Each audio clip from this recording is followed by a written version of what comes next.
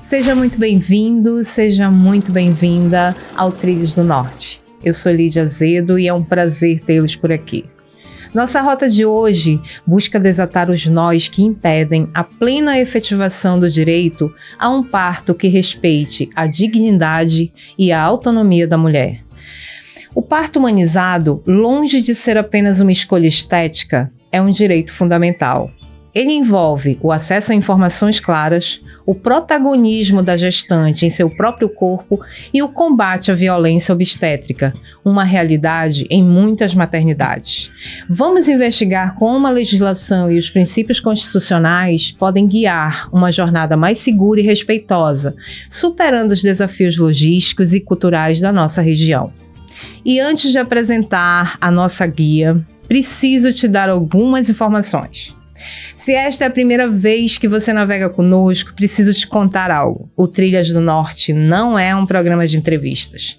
É uma expedição de clareza. Aqui nós não fazemos perguntas, nós percorremos trilhas para desatar os nós dos problemas mais complexos da nossa região. E toda trilha tem um destino.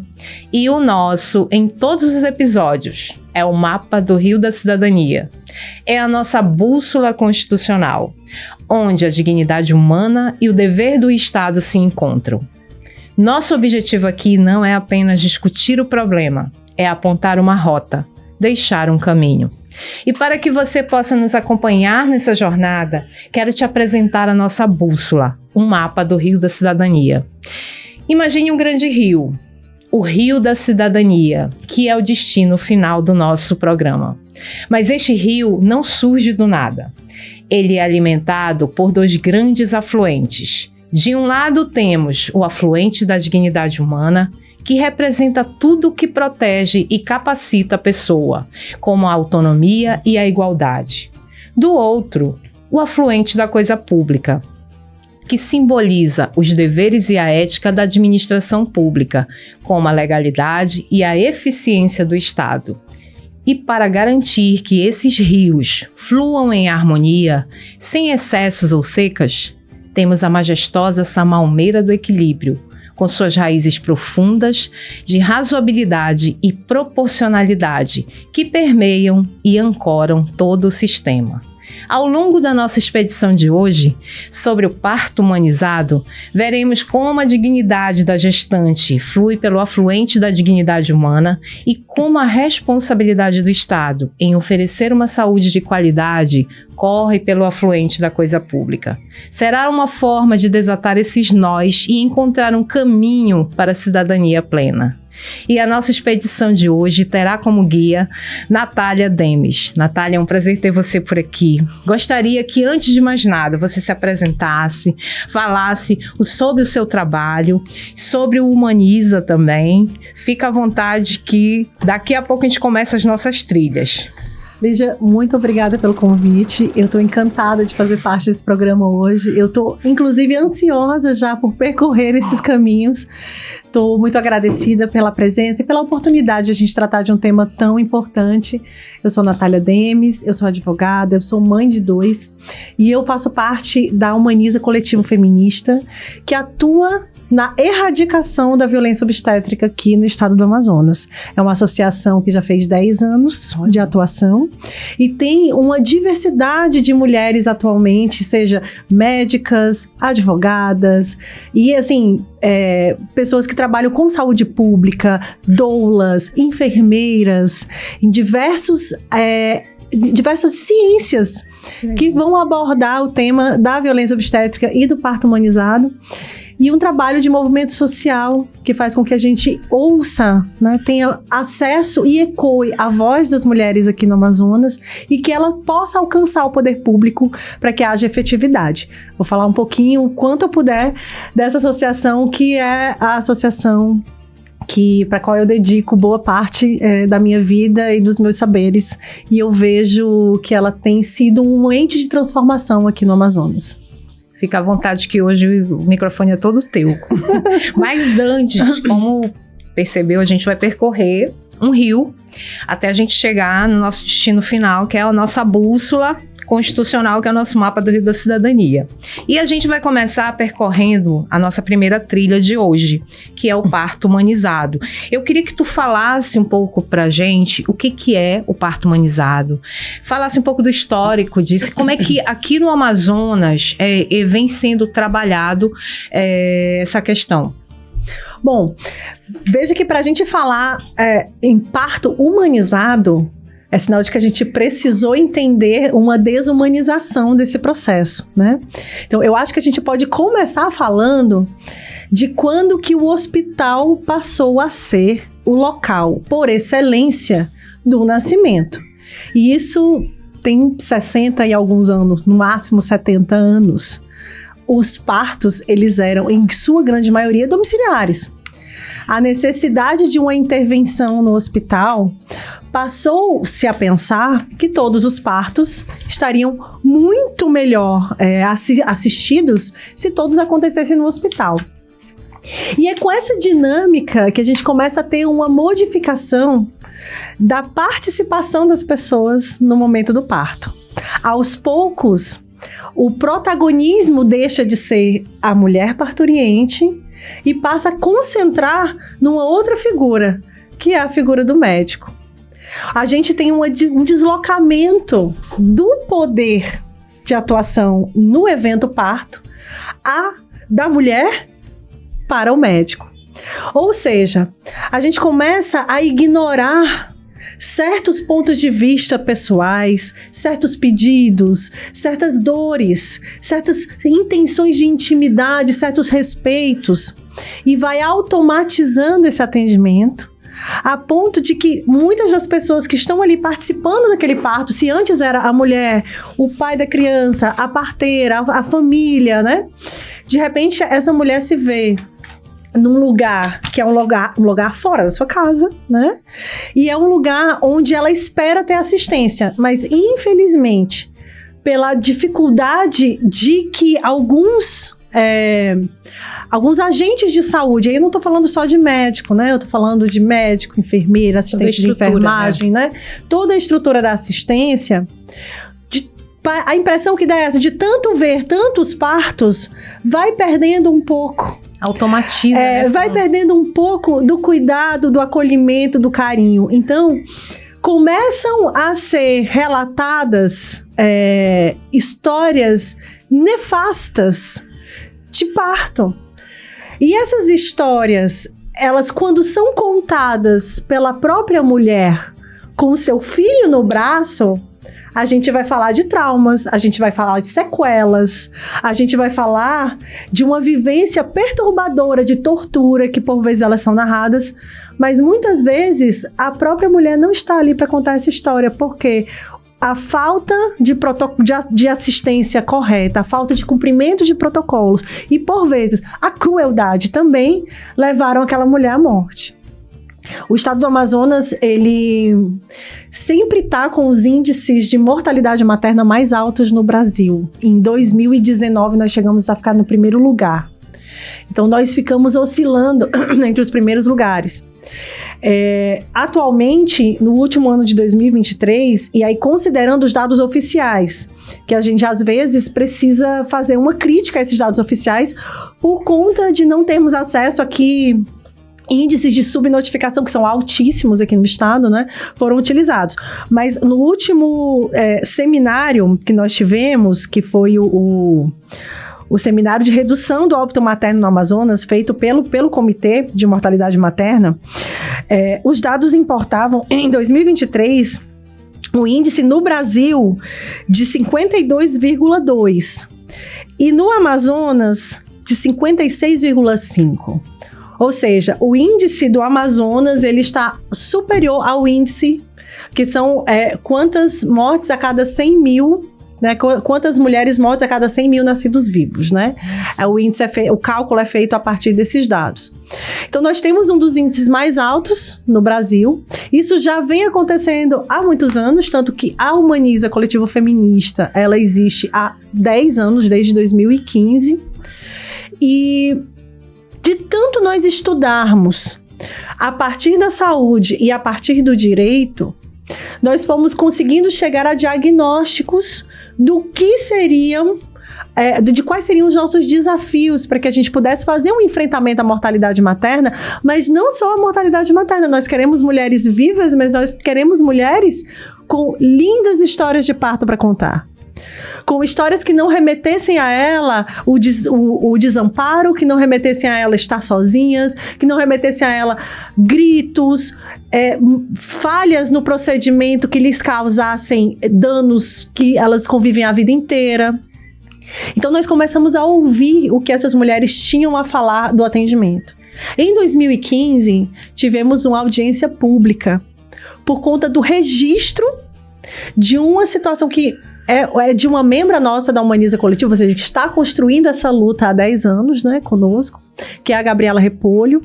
A denúncia dela ao Ministério Público gerou uma preocupação de uma procuradora, porque a Gabriela, ela sofreu violência obstétrica e ela ficou cega de um olho. Nossa. Durante o atendimento, né? Então, o que ela enfrentou ali foi um descaso com o caso dela. Ela estava com pressão alta e o hospital dizia que o plano dela estava em carência, dizia que ela não tinha direito à assistência, e isso foi gerando uma demora tão grande no atendimento. Chegaram a dizer para o marido dela para arrumar um calção, senão não ia internar ela. E pasma, Lígia, no próprio prontuário dela alguém escreveu assim: fulana do financeiro disse que ela está em carência, quem internar vai pagar pela internação.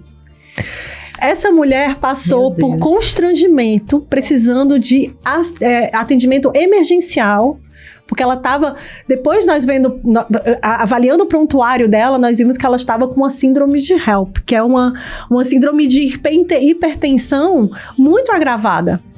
Então, ela ficou cega de um dos olhos durante o procedimento, porque acabaram internando, viram que ela estava muito mal e fizeram a cesárea de emergência nela. Mas depois de muita demora e depois de destratá-la, né? Então, assim, se ela tivesse passado por uma síndrome de HELP, tivesse sido atendida, mesmo que tivesse acontecido dela ficar cega de um olho, teria sido uma situação que não se poderia evitar, né?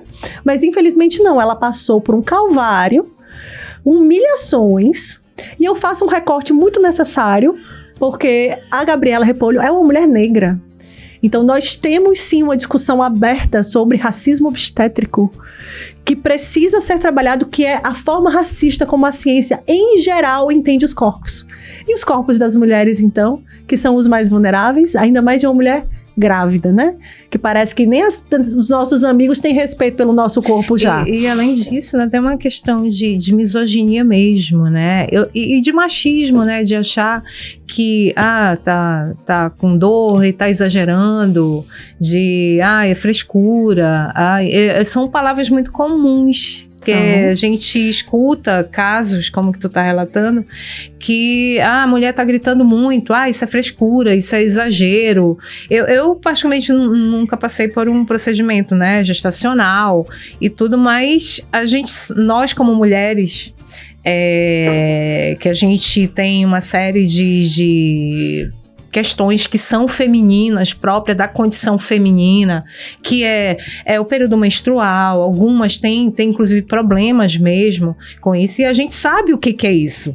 Não é frescura, não é exagero. Então, eu já ouvi vários relatos desse tipo, chega no hospital e algum enfermeiro, é frescura, tá exagerando, não é bem assim. E eu acho que tu pode me falar melhor pela tua vivência mesmo, que isso acontece muito, não?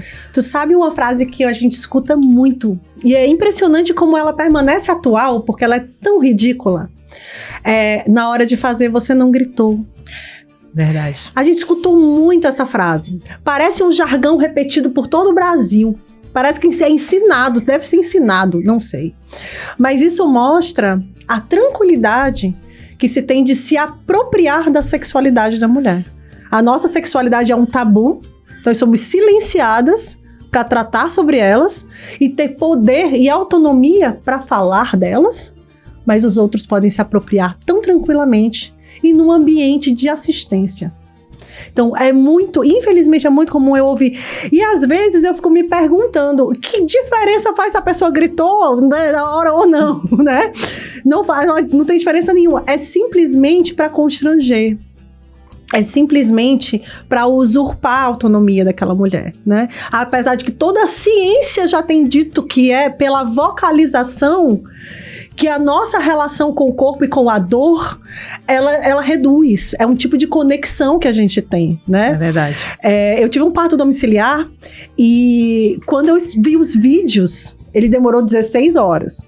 O meu parto hospitalar da minha primeira filha durou 2h30, foi bem rapidinho. Não tem vídeo, né? Mas o do meu filho, mais novo, que agora fez 9 anos... Eu escuto os gritos que foram filmados e eu fico impressionada porque eu não sei fazer esses gritos. Não são nem muitos gritos. É um som gutural. É um som que eu não sei fazer. Aquele som, ele vem de um outro tipo de conexão que o nosso corpo está vivendo no momento do parto. Um processo natural. Exato. Tem muita química acontecendo ali. Tanto que a gente fica meio em transe, né? Porque é para suportar a dor e é para continuar consciente do corpo, né? Se concentrar no corpo. E aí a gente entra exatamente nesse ponto que tu tá falando, que a gente já entra na nossa segunda trilha, que é a questão da dignidade, né, humana, que é esse ponto de respeitar esse processo que a mulher começa a passar, que ainda é visto com um certo machismo, com preconceito, com desconhecimento, inclusive, como você mesma colocou, dentro de ambientes hospitalares onde, em tese, a gente esperaria um outro tipo de olhar, né, até um olhar de entendimento de que aquilo é natural, aquilo é um processo natural da mulher. E eu gostaria que tu abordasse um pouquinho mais, aprofundasse um pouquinho mais sobre essa questão dessa dignidade, né, da mulher no que diz respeito a esse aspecto. Então, Lígia, é uma pergunta fantástica a tua. E como essa trilha faz sentido, né? É muito para organizar os nossos pensamentos também. E é isso, né? Os caminhos, eles vão se abrindo conforme a gente percorre, né? Exatamente. É ótima essa possibilidade de analogia, né? Olha, a gente tem, para definição de violência obstétrica, eu vou começar dizendo que a gente tem uma legislação estadual, tá? Porque o movimento pela humanização do parto, do qual a Humaniza faz parte e tem protagonizado com muita eficiência, eu diria aqui no Amazonas, nós conseguimos a promulgação de uma lei estadual que define o que é a violência obstétrica. E a definição da violência obstétrica, ela passa pelo descumprimento dos protocolos, o descumprimento de evidências científicas e a apropriação da autonomia do corpo. Então, olha que a gente vai ter situações que são pura crueldade e que em qualquer tipo de assistência seriam considerados criminosos, são considerados criminosos, que é você xingar, que é você bater. Nós tivemos aqui em Manaus uma ocorrência de uma adolescente cujo vídeo viralizou, em que ela teve uma pancada do médico na vagina dela. Né? Então, foi chocante. Alguém estava gravando e isso pode ser, né, espalhado para chamar a atenção do que acontece internamente na assistência. Nós conseguimos afastar esse médico. Só paramos de perseguir esse médico, ele morreu. Porque senão a gente tinha continuado. Ele já tinha outras ocorrências, inclusive. Mas veja, bater, xingar, deixar sozinha, contar mentiras. Se você gritar, o seu filho não vai nascer. Ou, se você continuar gritando, eu não vou te atender. Olha a omissão de socorro. É a própria negação de um direito, né? Porque ali o tempo inteiro. E isso precisa ser colocado, porque quando a gente está falando desse o parto humanizado, nada mais é como uma expressão do direito à saúde. Sim. Que isso precisa também, a boa parte da população não sabe disso, trata as coisas como se fossem ideias desconexas, quando na verdade não, está dentro desse complexo de direitos da saúde.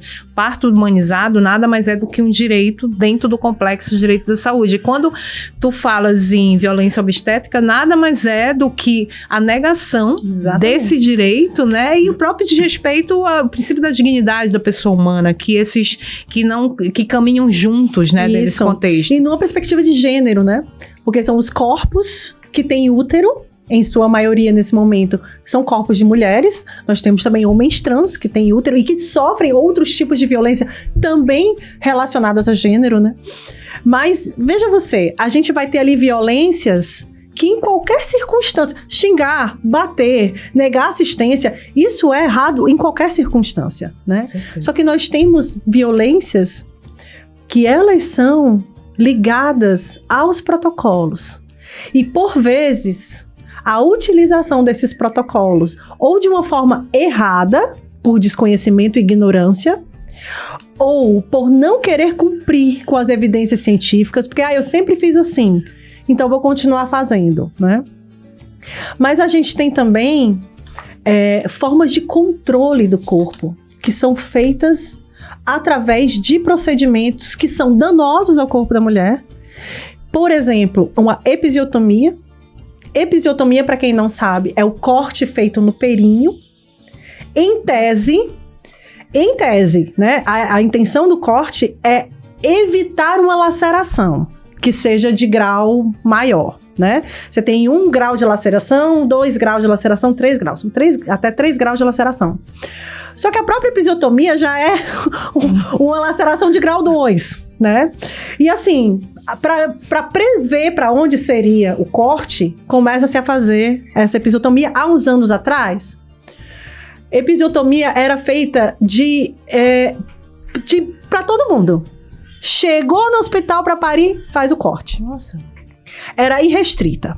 Com o tempo, passou-se a entender que essa episiotomia, sem análise clínica, né, sem o preenchimento de um partograma que evidenciasse a necessidade de corte ou não, né, tudo isso foi começando a ser trabalhado, e aí eu tenho que explicar isso. Graças às nossas cientistas obstetras que fazem questão de questionar esse tipo de procedimento.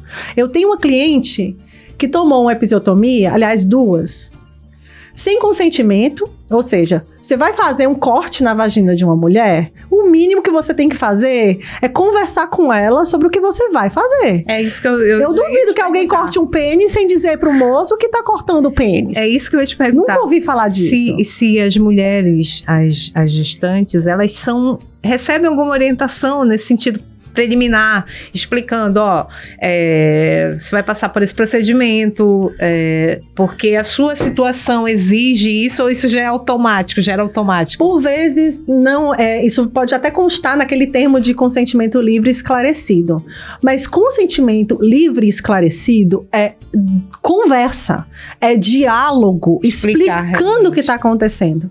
Então, nesse caso, ela foi sem consentimento, ela não foi avisada e sem anestesia, Lígia. Ela estava parindo, ela recebeu 2 cortes. E os cortes foram tão errados, ou seja, além da violência que ela sofreu, ainda passou por uma situação de erro médico. Os cortes foram feitos de forma equivocada, que cortaram o esfíncter anal dela. Nossa. Isso aconteceu em 2015 e ela usa uma bolsa de colostomia há 10 anos, porque nunca conseguiram reverter o quadro dela. Ela já passou por 3 cirurgias e não consegue reverter. E esse ano agora foi que saiu a decisão de segunda instância. Que nós entramos com um processo de indenização e ela ganhou uma indenização que passa longe do valor que ela precisaria para fazer uma cirurgia corretiva. Mas ainda assim, foi o que ela conseguiu nesse processo. Fora que não paga o abalo, né? Nunca, abalo é irreparável, irreparável. Então assim, ela tava com o filho dela no colo, viva com o filho dela, mas olha a situação de vida que ela vive, por conta de uma má assistência no parto. Então são sequelas que são irreparáveis, né? Ou seja, vai passar a vida inteira lembrando desse parto. É o único filho dela, inclusive, que ela, claro, não quis passar por isso de novo, né? Então, assim, você agride a sexualidade dessa mulher de uma forma que isso é, sim, comparado a uma violência sexual.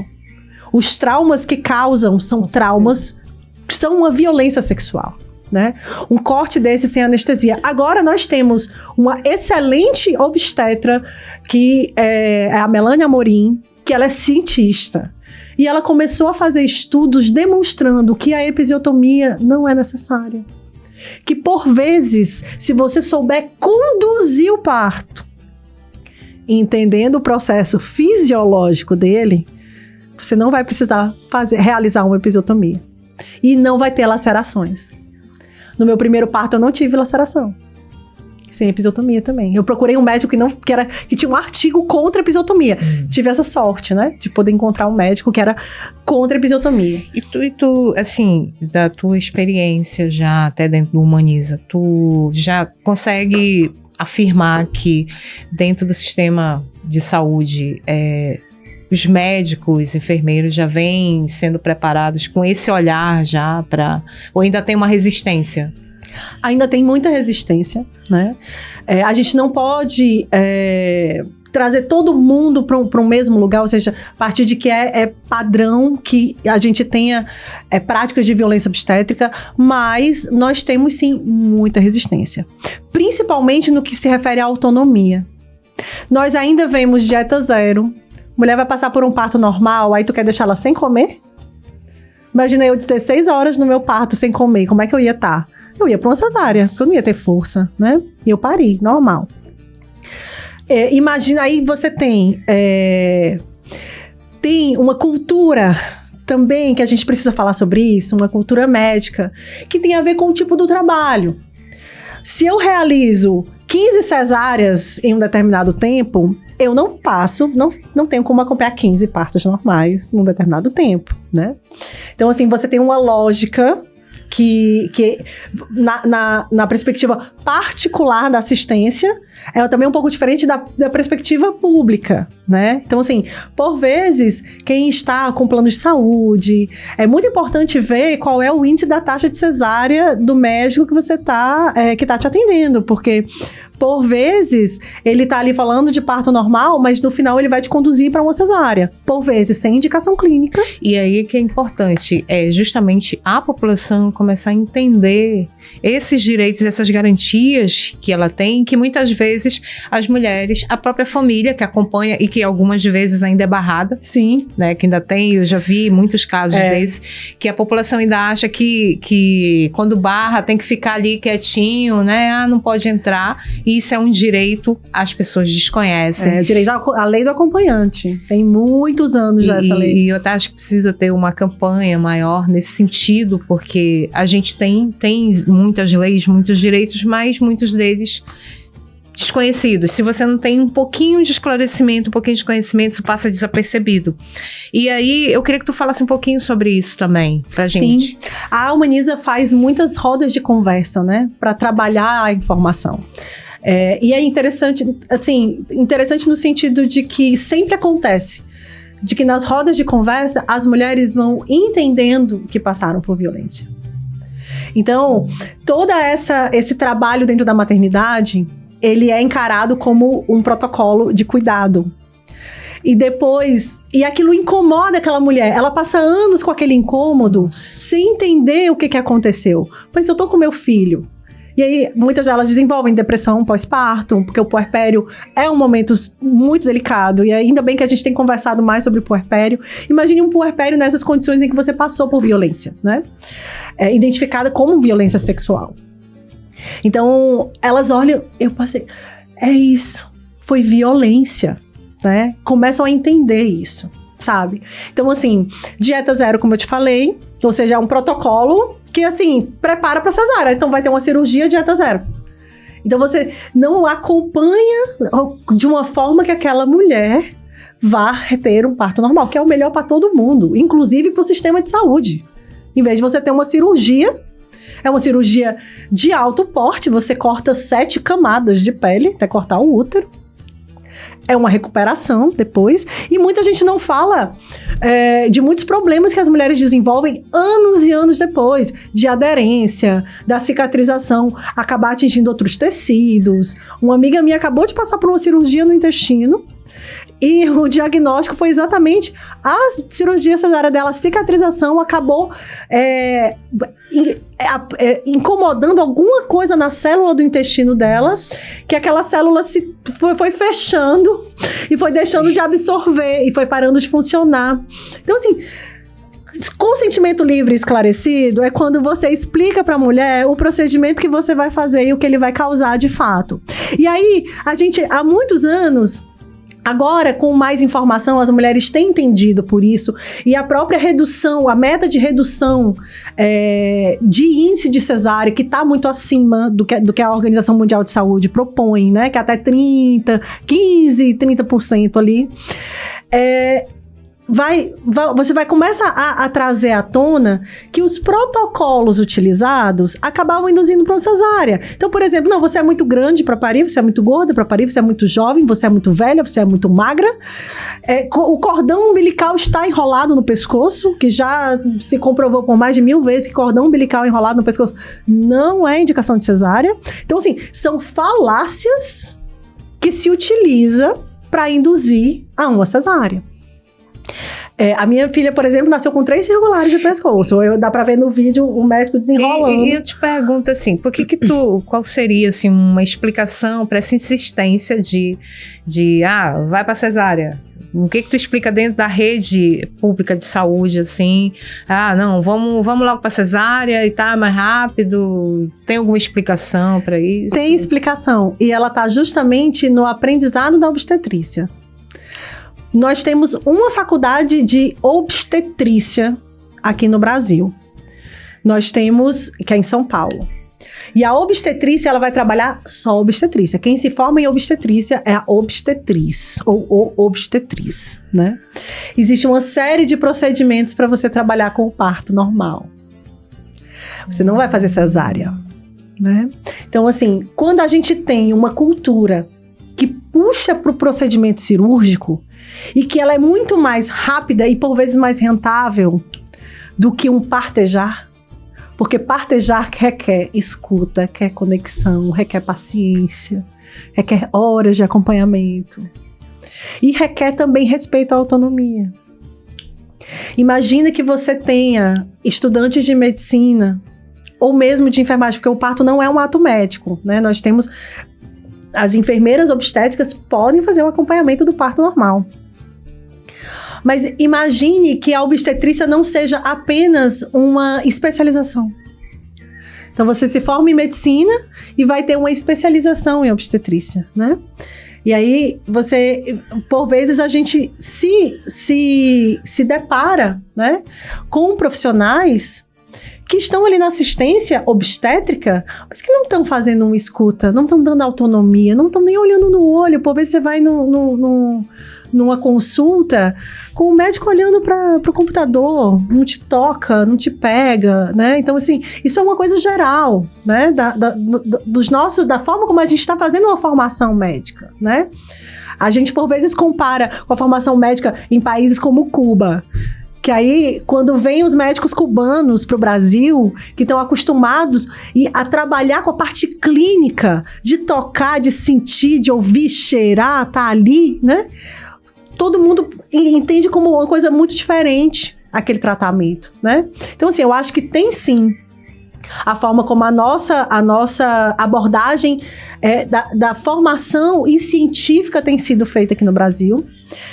Mas também a gente entende que falta humanidade em todas as linhas de assistência, porque é isso que muita gente fala. Tanto que a gente tem um protocolo de humanização. Isso não vem por acaso. Quando a gente tem um protocolo de humanização no atendimento, é sinal de que as pessoas estão relatando desumanidades há muito tempo, né? Então não vem por acaso.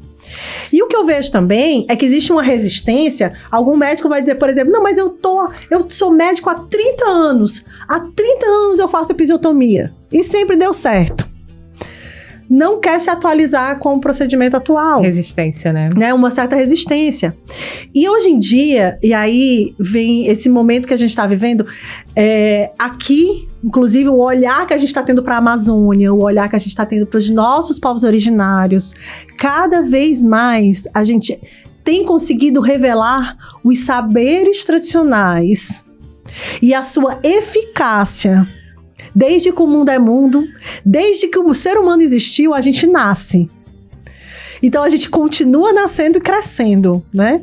Então, esses saberes que estão preservados, é uma honra que a gente possa ter acesso a esses saberes nos dias de hoje, porque eles estão preservados.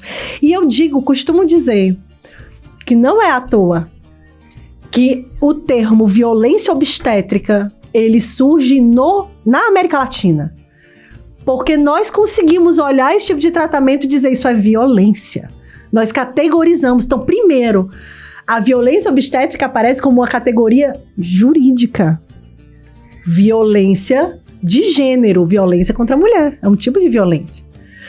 A Argentina, a Venezuela, já tem ordenamentos nacionais que classificam a violência obstétrica como um tipo de violência contra a mulher.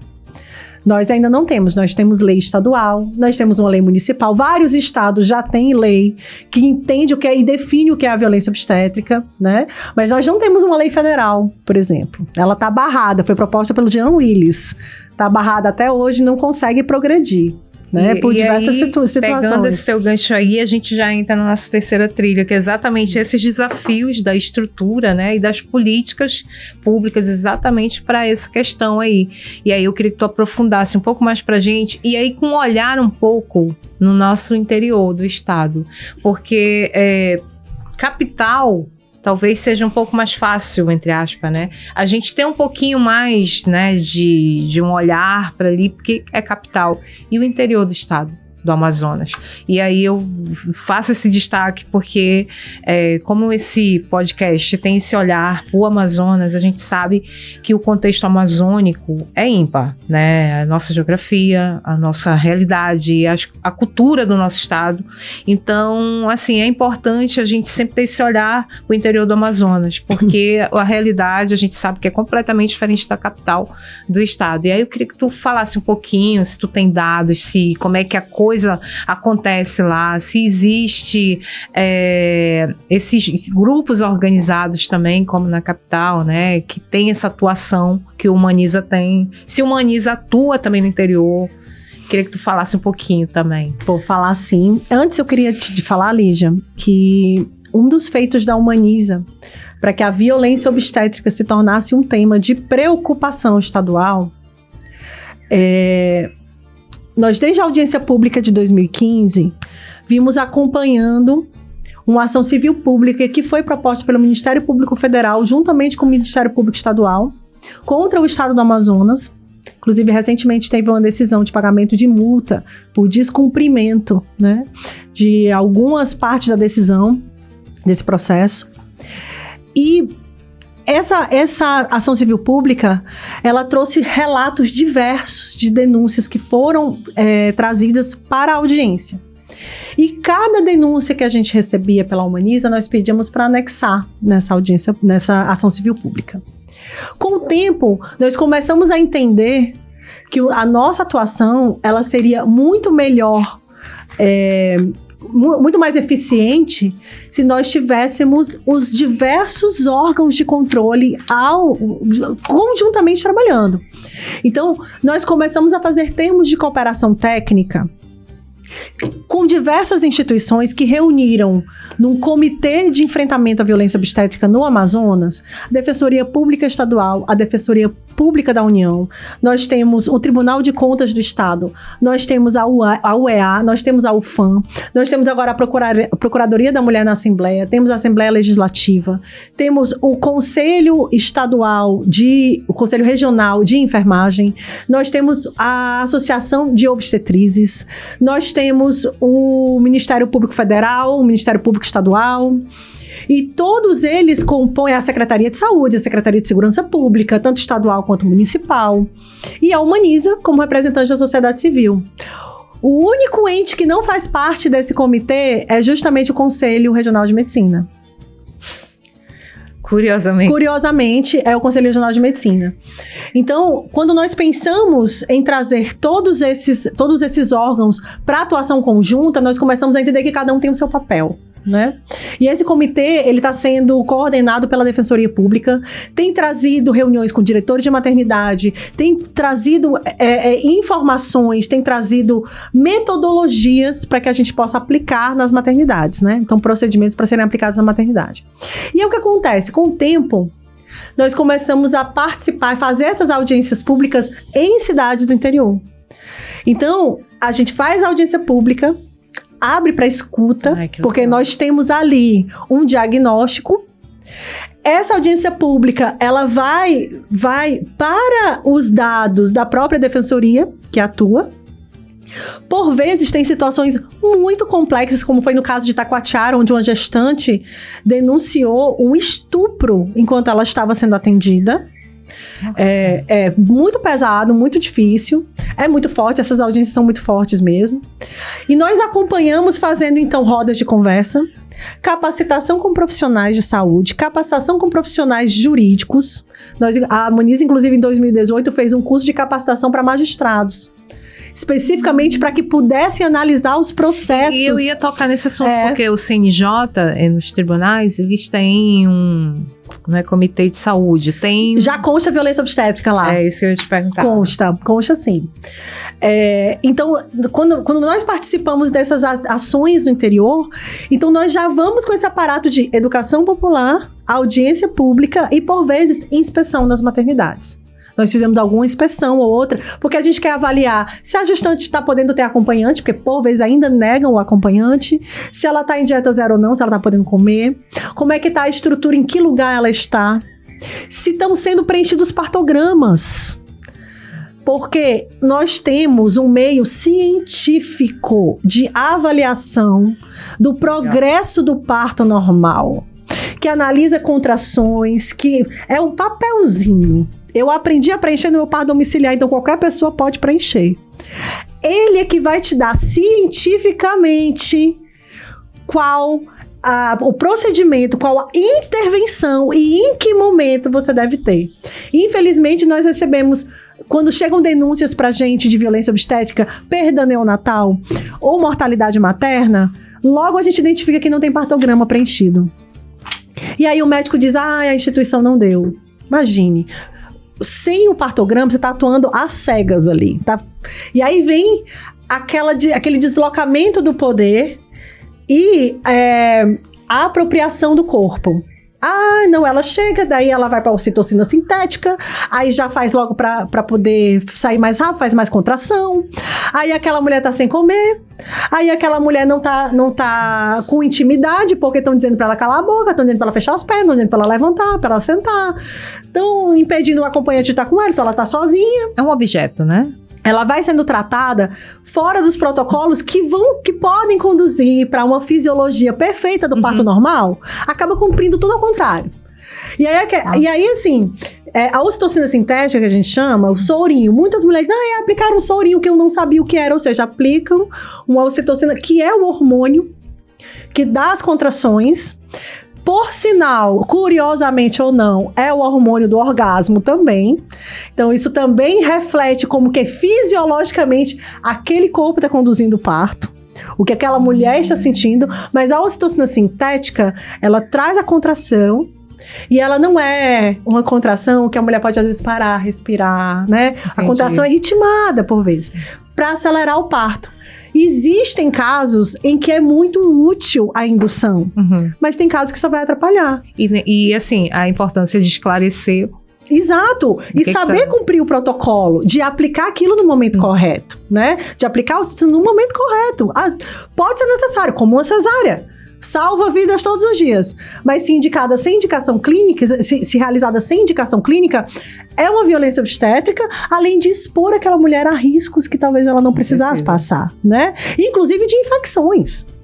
Por vezes nós recebemos denúncias de uma infecção que ela acabou pegando ali no hospital, e aí os pontos se abrem, aquilo vai virando um problema, e, enfim, para dar uma sepse não demora, né? Ser mulher não for cuidado. Desafio, né? Imenso, para parir. E olha que a maternidade é uma das nossas funções mais santificadas, né? E é assim que as mães estão sendo tratadas. E deixa eu te dizer uma coisa, Lígia.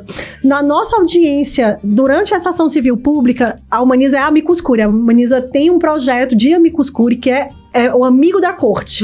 Quando nós temos algum processo de indenização por violência obstétrica proposto pela Defensoria Pública mesmo, ou por outros advogados, a Humaniza ingressa e se habilita como parte técnica nesse processo. É isso que eu ia perguntar, quantas vocês são chamadas, a Humaniza é chamada? Por vezes a Defensoria Pública nos chama, por vezes o advogado daquela parte descobre que a gente trabalha e convoca a gente, né? E tem processo que a gente se habilita porque sabe da necessidade de se habilitar, a gente descobre, já se habilita e por vezes consegue atuar, né?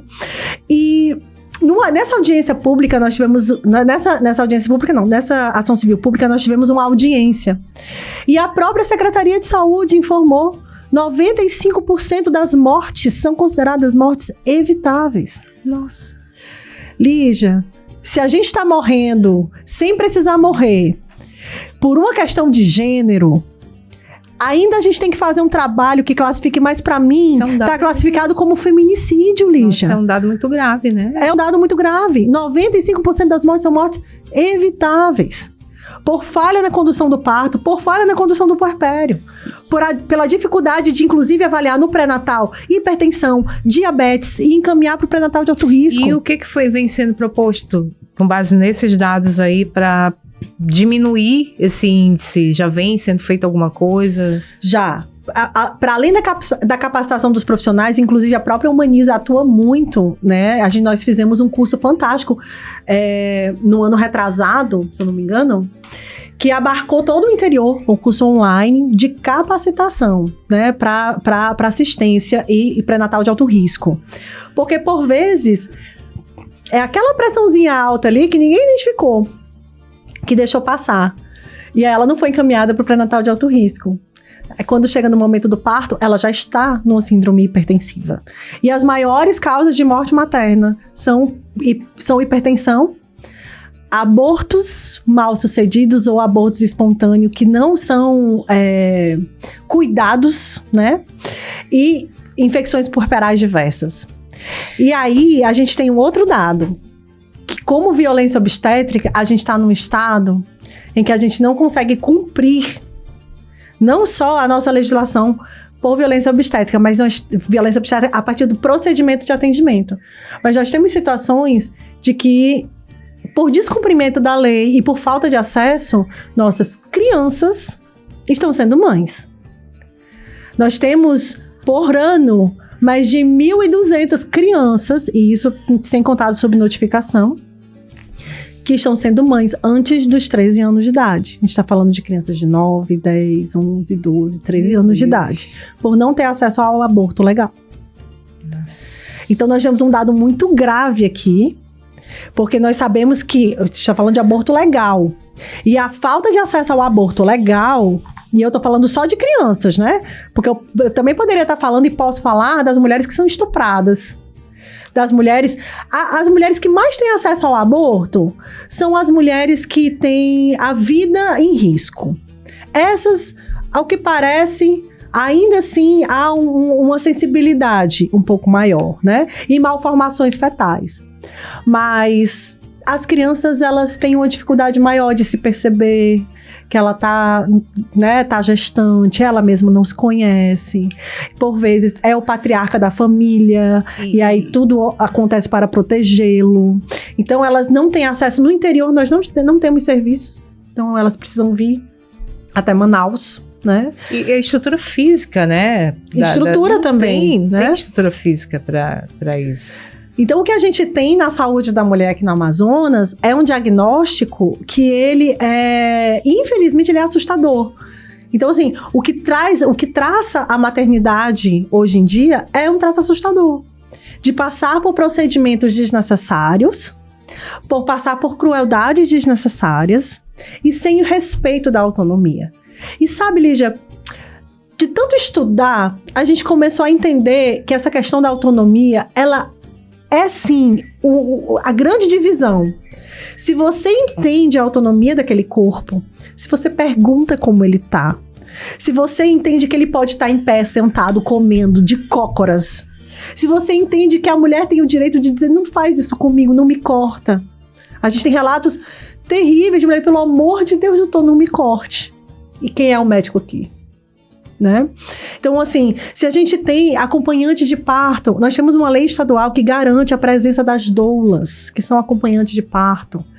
que nas unidades hospitalares, nas maternidades, para além do acompanhante, porque ela tem outro papel ali. Ela tem um papel técnico de aliviar a dor, de dizer como ela está fazendo isso certo. E aí, depois de passar por um procedimento desses, onde por vezes você é negligenciada, ficou sem comer, reclamaram dos teus pelos pubianos, alguém falou que você tinha estria. É cada coisa que a gente escuta, Lígia, tão desnecessária, sabe? É cada coisa que a gente escuta, tão desnecessário. Então, assim, tem o quê de crueldade, né? Mas, ou seja, para fora do descumprimento de protocolos, para além da falta de humanização dos procedimentos, você ainda tem certas crueldades que não deviam ser normalizadas, né? E por vezes são. E aí é dizer que aquela mulher é muito pesada, é dizer que ela tá muito velha. Se ela é adolescente, ela vai acabar sendo um tanto punida também, porque transou muito cedo. Porque, enfim, a sexualidade da mulher, ela é sempre apropriada por quem quer que seja. E por vezes, depois de sair e passar por tudo isso, quando ela estiver saindo pela porta do hospital, ainda vai ter vigia que vai se sentir no direito de dizer: ano que vem a senhora tá aqui de novo. Como se a sexualidade dela fosse de direito dele conhecer. Então, assim, veja que a gente tem um panorama, como você mesmo falou, de machismo e misoginia, que a gente precisa enfrentar a nível estrutural para poder debater esse tema. Estrutural. E aí dizer, então a violência obstétrica é praticada só pelo médico? Não. Ela é uma violência praticada na assistência, porque veja que o que esse vigia comete é violência obstétrica. E eu me impressiono com a quantidade de narrativas que vem nesse sentido de vários lugares do Brasil. E como se naturaliza. Esse é o ponto. Porque eu acho que a gente viveu um momento no país em que era um olhar, assim, bizarro. Que eu, como cidadã, me sentia na Idade das Trevas. Um retorno com todos os avanços que nós, né, já tínhamos feito em termos de direitos, né, de garantias e tudo. E a gente me via em meio a discussões ridículas e absurdas, né, principalmente no que diz respeito a mulheres, né, com desmonte de políticas públicas, inclusive que quem mais sofreu realmente é o cidadão que está lá na ponta e que precisa, e que hoje talvez uma das maiores dificuldades que em termos de políticas públicas vem passando é montar de novo o que foi um processo, né, de anos para você ter políticas implementadas, e a gente ainda vê que a gente ainda encontra no meio da classe política pessoas que estão lá no Congresso defendendo pautas que não fazem o menor sentido. Não. E aí eu falo isso não é pela mulher. Vida das mulheres, isso exatamente. Não é mesmo. Então, discussões sobre aborto, com um olhar completamente... As discussões são, né, eu acho que numa democracia a discussão é necessária, né, só que discussões que a gente leve a sociedade para um avanço e não um retrocesso. Então, o que eu vejo é que a gente viveu e ainda há um resquício muito forte, né, se mantendo aí, colocando, inclusive, a mulher sempre, quando a gente pensa que a gente avançou 4 passos, a já torna 20. E isso eu vejo com uma certa preocupação. E esse é meu olhar como mulher, como cidadã, né, que paga meus impostos, e às vezes fico tentando entender essa lógica. E acho que tu pode falar isso melhor do que eu. Não melhor, mas numa outra abordagem, né, e complementando, né. Você vê que quando você fala da lógica do aborto, a proposta é, vamos criminalizar o aborto. Você não está criminalizando o aborto, você está criminalizando a mulher. E você, nesse período nefasto de 4 anos que nós tivemos o bolsonarismo no governo federal, quando eu digo bolsonarismo, eu estou ampliando mesmo para toda essa classe que pensa dessa maneira e que quer impor a sua ideologia, a sua religião, os seus pensamentos, para questões que não são ideológicas, são questões de saúde pública. A discussão sobre o aborto é uma discussão de saúde pública. Inclusive, tu fizeste essa colocação sobre a questão religiosa, se a gente for rememorar num aspecto histórico da questão da própria gravidez da mulher, num passado histórico, né, não muito distante, o fato da mulher sentir dor era a questão dos pecados dela. Até isso. Parirás com dor. Então, né? Gente, eu vejo sim um retrocesso que não se justifica.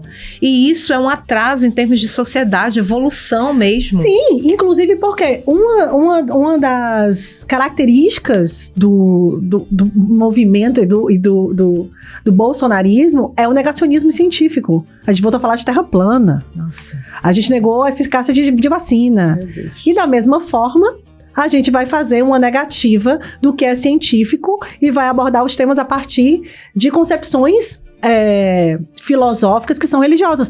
Mas quando a gente fala disso, a gente não está falando da religião em si, né, Lígia? Porque Exatamente. é uma apropriação do discurso religioso.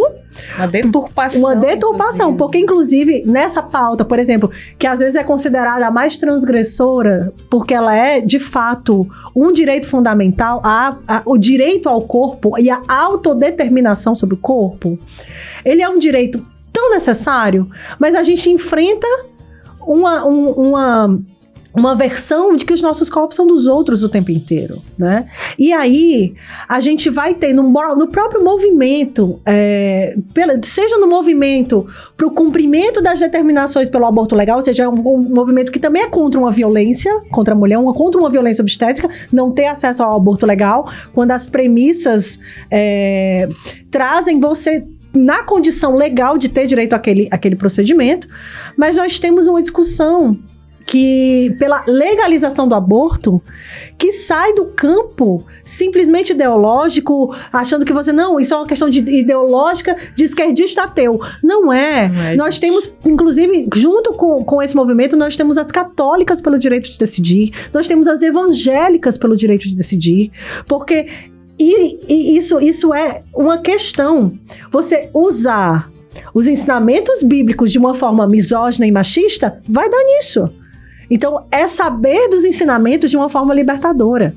E isso faz toda a diferença quando você quer determinar que direito se tem sobre o corpo de alguém.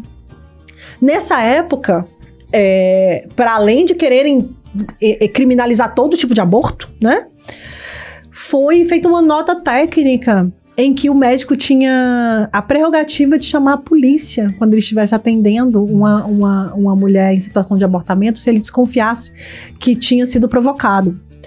Então, assim, a mulher está precisando de atendimento, ela pode morrer se ela não tiver um atendimento, e o médico vai chamar a polícia para chegar lá e algemar ela enquanto ela está passando por cuidado. Essa é a forma de tratar a mulher, né? Então, você não entender que isso é um assunto de saúde pública, de saúde da mulher, e entender e se apropriar de ditames religiosos, de uma religião, para impor normativas que agridem os direitos das mulheres, isso é uma coisa que todo mundo tem que se levantar contra. Então foi um desperdício de tempo, uma destruição das nossas políticas para as mulheres, esse período nefasto do bolsonarismo no governo federal, e eu espero que nunca se repita. 2. Exato. Natália, nessa nossa jornada agora, que foi fantástica, né?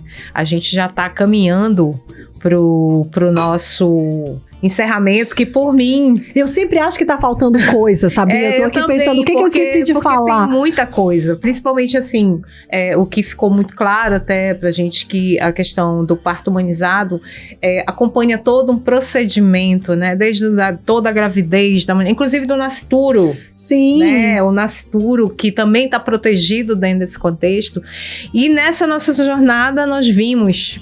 E aí a gente já vai remeter para o nosso mapa da cidadania, que a gente já vai chegando já no final dessa nossa rota.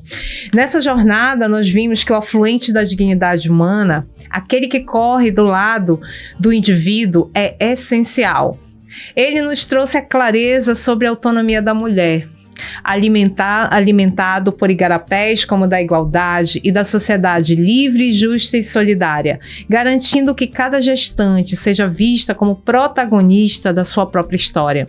A violência obstétrica, por outro lado, tenta poluir essas águas, mas a força desses igarapés nos mostra o caminho para despoluir e para proteger.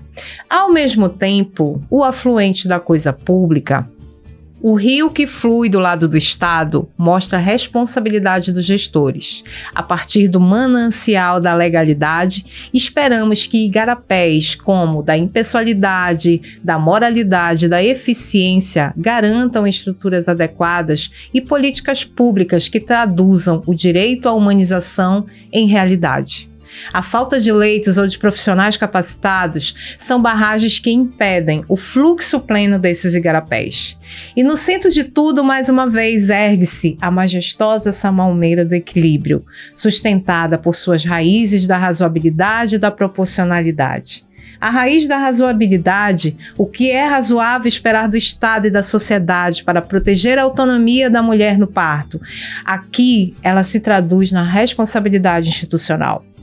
É o ato razoável de reconhecer que a implementação do parto humanizado exige mais do que boas intenções, exige investimento, exige capacitação e fiscalização, garantindo que as águas do afluente da coisa pública cheguem cristalinas ao rio da cidadania.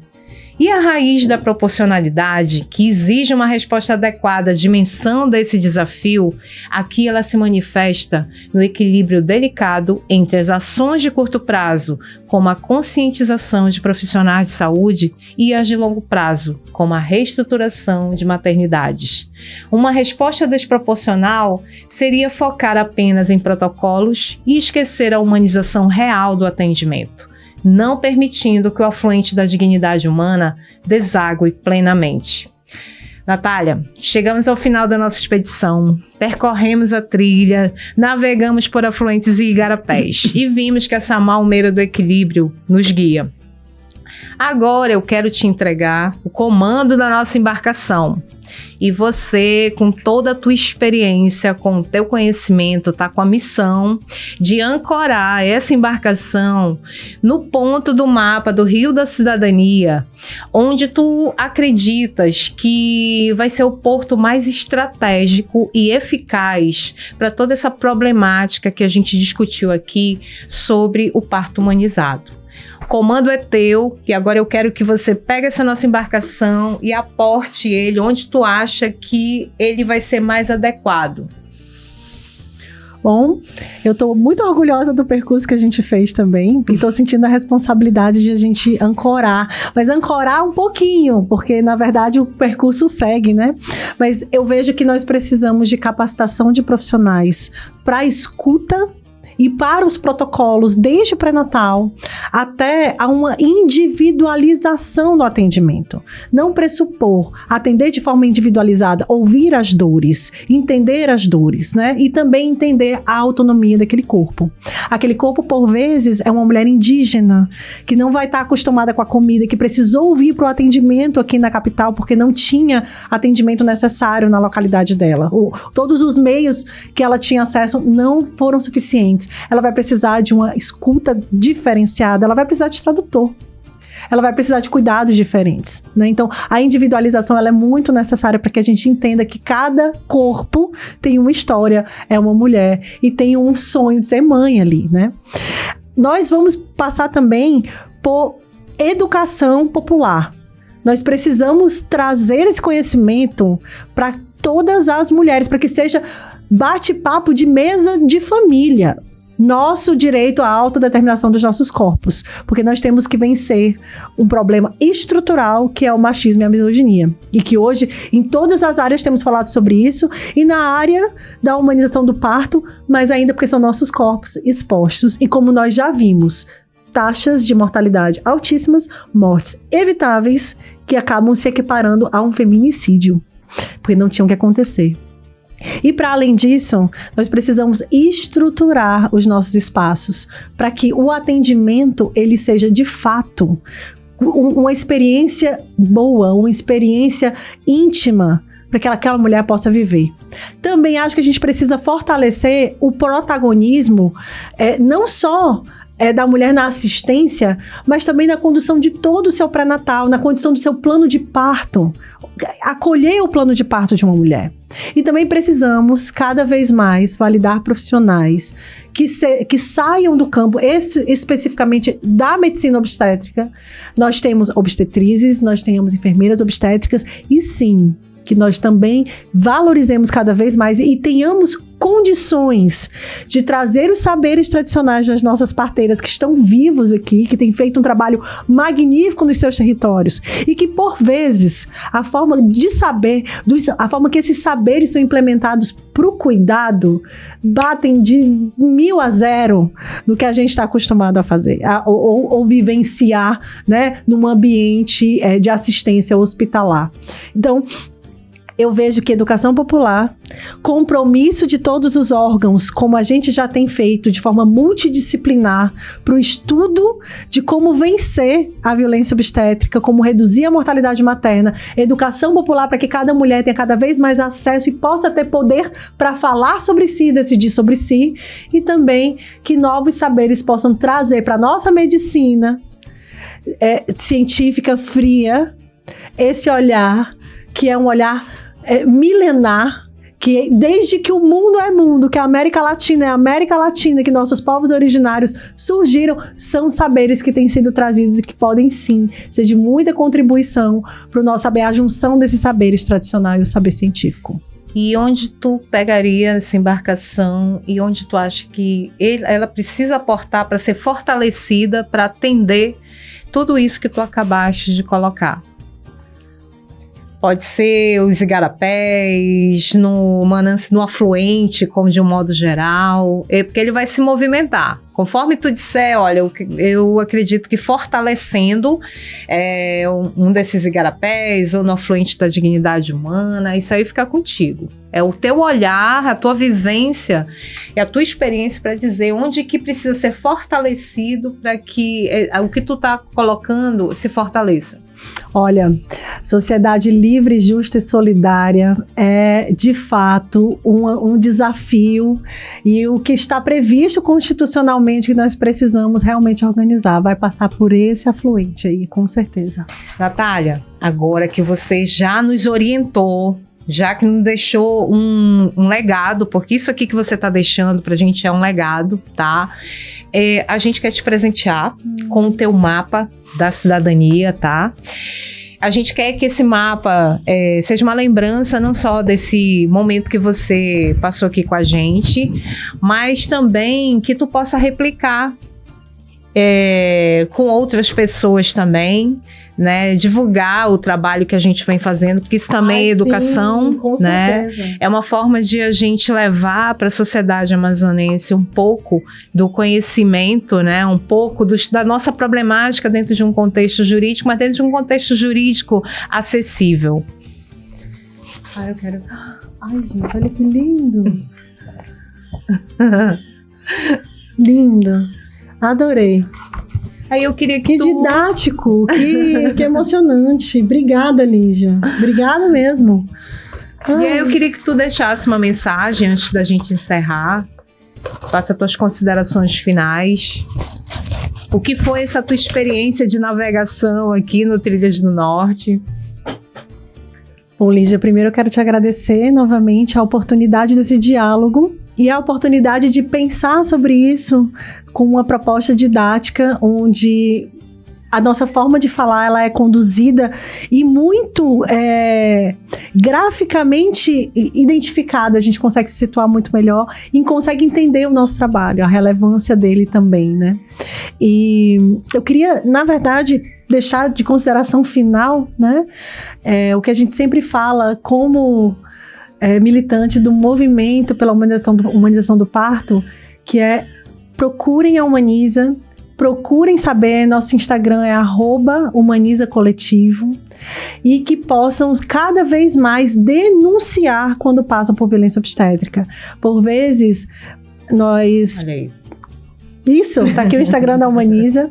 Nós recebemos denúncia, inclusive, pelo direct, né? Se precisar de alguma situação. Por vezes, nós atuamos em loco também. Então, se você tem uma amiga, uma vizinha, uma prima que tá passando por uma situação de dificuldade dentro da maternidade, pode entrar em contato com a gente também, porque a gente consegue atuar em loco.